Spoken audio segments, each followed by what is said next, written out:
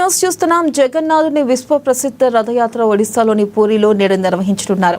ఈ వేడుకలో 12 లక్షల మందికి పైగా భక్తులు పాల్గొంటారన్న అంచనాతో అధికార యంత్రాంగం విస్తృత ఏర్పాట్లను చేసింది.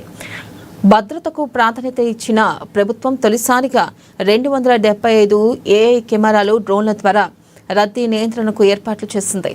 ఇక దీనికి తోడు 10,000 మంది జవాన్లను నియమించింది. ఇక రథయాత్రకు సంబంధించి జగన్నాథుని నంది ఘోష్, బలభద్రుని తాళధ్వజ, దేవి సుభద్ర, దర్పదళన్ రథాలు అందంగా ముస్తాబయ్యాయి. ఇక శ్రీ క్షేత్రంలోని గర్భగుడిలో భక్తులకు నేత్రపర్వం చేసే ముగ్గురు మూర్తులు పెంచిన తల్లి గుండీచాదేవి ఆలయానికి చేరుకోవడం ఆనవాయితీ. ఈ వేడుకను దృష్టిలో పెట్టుకుని ఈస్ట్ కోస్ట్ రైల్వే యంత్రాంగం ప్రత్యేక రైళ్లు నడిపిస్తుంది.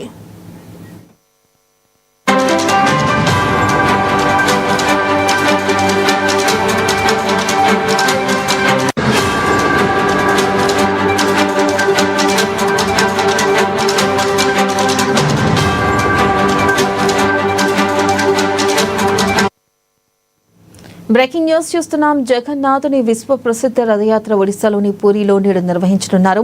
ఈ వేడుకలో 12 లక్షల మందికి పైగా భక్తులు పాల్గొంటారన్న అంచనాతో అధికార యంత్రాంగం విస్తృత ఏర్పాట్లను చేసింది. భద్రతకు ప్రాధాన్యమిచ్చిన ప్రభుత్వం తొలిసారిగా 275 ఏఐ కెమెరాలు, డ్రోన్ల ద్వారా రద్దీ నియంత్రణకు ఏర్పాట్లను చేసింది. దీనికి తోడు 10,000 మంది జవాన్లను నియమించింది.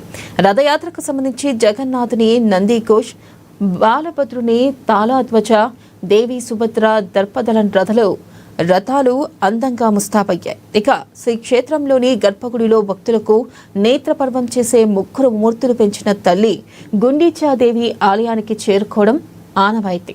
ఈ వేడుకను దృష్టిలో పెట్టుకుని ఈస్ట్ కోస్ట్ రైల్వే యంత్రాంగం ప్రత్యేక రైళ్లను నడిపిస్తోంది.